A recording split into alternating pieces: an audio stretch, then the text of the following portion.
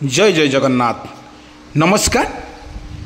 सकाळर खबर को जेनाभिजन आपण को करुछि अनेक अनेक स्वागतम। आसंतु जिबा किछि गुरुत्वपूर्ण घटना पर नजर पकेबा पूर्वर आज सकाळर खबर रे एवं कौन रही अदिनिया वर्षार तांडव। आसंतु ना पूरा वीडियो पर टिके नजर पके नबा। पुणी आसुछि बड़ वर्षा।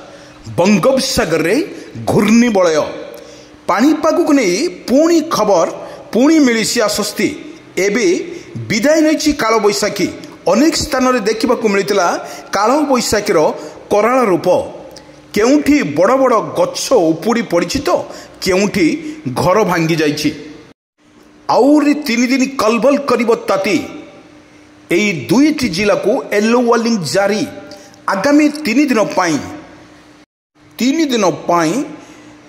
हिट वे वार्निंग जारी करिछि। एने पाणीपाग विभाग पक्षरु येलो वार्निंग जारी कर जाइछि। जेकोसी वर्तमान अपडेट खबर सामना को आसिछि। एप्रिल 2 बेले को वर्षार संभावना रहउतबा बेले पाणीपाग विभाग पक्षरु आकलन कर जाइछि।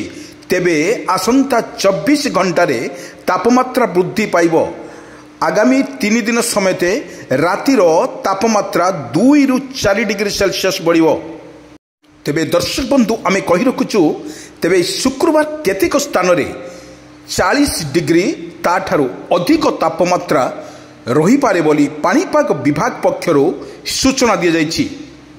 एभली गोटिए किंबा 2टी जिल्ला रे हेवी व्हाइट नहीं वार्निंग जारी करिछि। 28 तारिख जाए संबलपुर एवं बौद्ध जिला को येलो वार्निंग जारी कर जाइछि। सेहीपरि 29 तारिख रे झारसुगुड़ा संबलपुर बौद्ध सोनपुर बलांगीर और कलाहांडी जिला को येलो वार्निंग जारी कर जाइछि। 30 तारिख रे बरगढ़ सुंदरगढ़ झारसुगुड़ा संबलपुर बौद्ध सुवर्णपुर बलांगीर कलाहांडी जिला को येलो वार्निंग जारी कर जाइछि। आसंता 30 तारिख परे तापमात्रा 2 डिग्री कमिबो। सेहीपरि 2 तारिख बेले को वर्षा हेबार संभावना रही बोली आंचलिक पाणीपाग विभाग पक्षरु सतर्क सूचना जारी कर जाइछि। बड़ अपडेट खबर सामना को आसुछि। पाणीपाग को नहीं पुणी खबर पुणी मिलिबो आश्वस्ति। एबे विदाय नहीं काल बैशाखी। अनेक स्थान देखा मिलता काल बैशाखीर कराल रूप एवं प्रत्येक जिले में काल बैशाखीर वर्षा को नहीं समस्ते चिंतार पड़ जाते। तुहा को तुहा वर्षा एवं देखा मिलता अनेक स्थान में कालर कराल रूप एवं देखा मिलता कुआ पथर पड़ी चाषी मेरुदंड को दोहली देता। सामना को पुणी पाणीपाग विशेषज्ञ कहवा अनुजाई पुणी आसुछि बड़ वर्षा।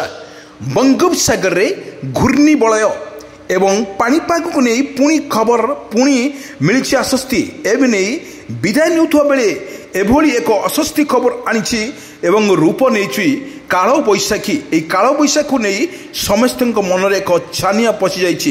ए काल बैशाखीर कड़ा रूप जे देखिछि से जानिछि एवं ताहा मध्य जो भली गरम आजिका डेट रे जो भली गरम रोउथला ताहा मध्य पुणी आश्वस्त आनिछि एवं ताहा मध्य गरम रो त्राही त्राही करुथुवा लोक माने वर्तमान आश्वस्त आसिबार मध्य जड़ा पड़िछि।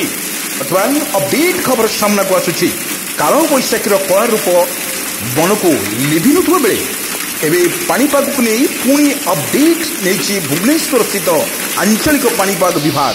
प्रत्येक मुहूर्त में आसुछि बड़ वर्षा पुणी वर्षा पुणी घड़घड़ी पुणी बिजुली एवं यही अपडेट खबर आपण सामना को आमे नहीं आसुचु। पुणी 2 तारिख एप्रिल 2 तारिख रे प्रबल वर्षिब ओडिशा भिजिबो एवं कालर कला रूप को जो माने देखि जानी वर्तमान अपडेट खबर सामना को आसुची। पुणी 2 तारिख रे ओडिशा भिजिबो एवं पवन 30 रु 40 किलोमीटर बेगरे पवन बहिबा संभावना अधिक रही। अपडेट खबर बंगोपसागर रे घूर्णिबलय पाणीपाग विज्ञान केन्द्र आकलन अनुजाई बंगोपसागर एक घूर्णिबलय सृष्टि होबार संभावना रही। तेबे केबे घूर्णिबलय सृष्टि होबार संभावना रही आसंतु जानिबा। बर्तमान भुवनेश्वर स्थित आंचलिक पाणीपाग विभाग केन्द्र आकलन अनुजाई एप्रिल 5 किंबा 6 तारिख में बंगोपसागर में घूर्णिबल सृष्टि होवार संभावना रही। हाँ दर्शक बंधु, बंगोपसागर में घूर्णिबल पाणीपाग विज्ञान केन्द्र आकलन अनुजाई बंगोपसागर एक घूर्णिबल सृष्टि होवार संभावना अधिक रही। बर्तमान हाई अपडेट खबर सामना को आनुची सतर्क सूचना जारी करिछि आंचलिक पाणीपाग विज्ञान केन्द्र। एटी बड़ कथा होछि जो भली आमे आपण मानकु कहि रखुछु एप्रिल 5 एवं 6 रे बंगोपसागर रे सृष्टि होइछि घूर्णिबलय। एई घूर्णिबलय वर्तमान जा अपडेट रो न्यूज सामना को आमे आनिछु ताहा मध्य लोक मानकर के क्षति करिवार संभावना अधिक थिबारु वर्तमान प्रत्येक जिलापाल मानकु सतर्क सूचना कर जाइछि 5 एवं 6 रे बंगोपसागर रे घूर्णिबलय सृष्टि होइछि। या फल रे आपण को कहि रखुछु जो भली वर्तमान भारतीय पाणीपाग विज्ञान केन्द्र आकलन अनुजाई अंडमान सागर रे घूर्णिबलय सृष्टि होई पारे, किंतु आईएमबी अनुजाई एक साइक्लोनिक सेंटर अवपातर क्षीण एक संभावना मध्य रही। भारी वर्षा चेतना बनी देछि आंचलिक पाणीपाग विज्ञान केन्द्र। वर्तमान सुधा घूर्णिबल सृष्टि होगा नहीं पाणीपाग विभाग पक्षर एक स्पष्ट सूचना दी जाइछि नहीं, किंतु कारण संभाव्य घूर्णिबल सृष्टि होगा आहुरी अनेक दिन बाकी थिबारु ताहा मध्य आकलन कर जाय नहीं। किंतु जा अपडेट खबर सामना को आसी वर्तमान जारी रहिबो वर्षा, किंतु एभली एक परिस्थिति रे कौ परिस्थिति रे एक घूर्णिबल सृष्टि होबो ताहाकु नै वर्तमान आकलन करिछि पाणीपाग विज्ञान केन्द्र।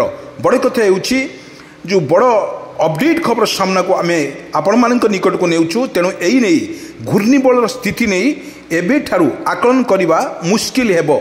तेणु आउ 2 ରୁ 3 दिन मध्य रे घूर्णिबल सृष्टि हेबाकु नै एक स्पष्ट सृष्टि करा जिवो, सेथिपाई लोक किछि व्यस्त होबार नाही।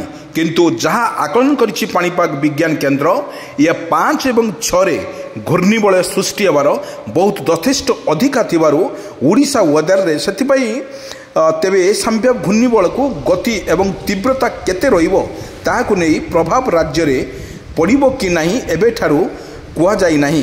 किंतु एने सूचना देचंती भुवनेश्वर स्थित आंचलिक पाणीपाग विज्ञान केन्द्र।